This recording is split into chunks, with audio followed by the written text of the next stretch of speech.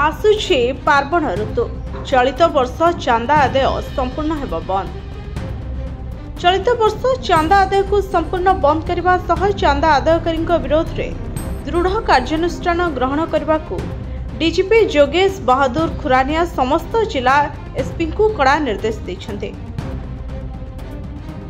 आगकू आसुछि पार्वण ऋतु एही समय रे किछि व्यक्ति विशेष बेआईन चांदा आदाय करी पूजा उत्सव पालन करने भली घटना विभिन्न समय नजर को आसी थाए। एहाकू दृष्टि रखी तृणमूल स्तर में एहाकू कार्यकारी करने को से निर्देश देते।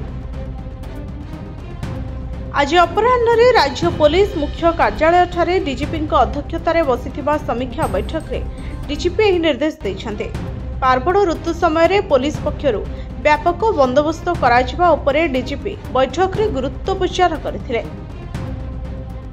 विशेषकर विभिन्न समय सोशल मीडिया रे गुजब विभ्रांतिकर तथ्य संक्रांत रे सदा सर्वदा नजर रखिथिबा से गुरुत्व देथिले।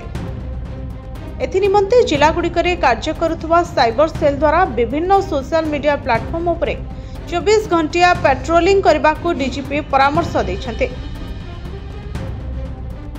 यह छड़ा संवेदनशील स्थानगुड़िकरे पुलिस पेट्रोलिंग कड़ाकड़ी चेकिंग अभ्यासगत अपराधी विरोध में कार्यानुष्ठान सहरर संवेदनशील स्थानगुड़िकरे सीसीटीवी लगाइबा गुइंदा सूचना संग्रह पूजा कमिटी सह आलोचना विभिन्न गोष्ठी मानक सह बैठक स्थानीय लोकप्रतिनिधि मानक सह सुसंपर्क स्थापन गुजबकारी चिन्हट पूजा हेउथुबा स्थान रे व्यापक पुलिस मुतयन भसाणी समय सतर्कता पदक्षेप आनी प्रसंग में उपयुक्त व्यवस्था ग्रहण करने को समस्त जिलार एसपी तथा वरिष्ठ पुलिस अधिकारी को डीजीपी निर्देश देते।